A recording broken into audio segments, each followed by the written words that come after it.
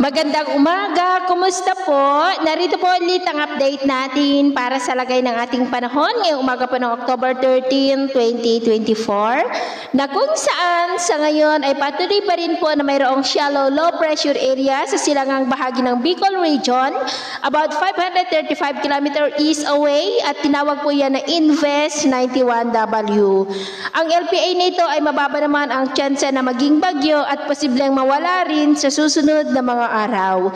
Sa ngayon ay easterlies ang nakakaapekto sa silangan ng Luzon at may mahinang daloy ng northeasterly surface wind flow dyan na po sa may extreme northern Luzon at mayroon pa rin pong intertropical convergence zone na nag-i-extend sa Visayas at Mindanao. Ito ay salubungan po ng mga hangin na mula dito sa northern hemisphere at southern hemisphere. At sa ating long range forecast ay wala pa rin pong bagyo na namamataan na tatawid po dito sa ating kalupaan hanggang sa susunod na 2 linggo, pero hindi pa rin po inaalis ang posibilidad na may mabuong sama ng panahon sa silangan ng ating bansa at ang development ng mayan ang atin pong babantayan. At sa lagay po ng ating panahon ngayong madaling araw ay generally fair weather sa malaking bahagi ng ating bansa maliban lamang sa mga tsansa ng mga isolated rain sa ilang bahagi ng extreme northern Luzon, Pangasinan, Aurora, Quezon, Batangas, Mercedes, Legazpi, Oriental Mindoro, Marinduque, Romblon, Masbate,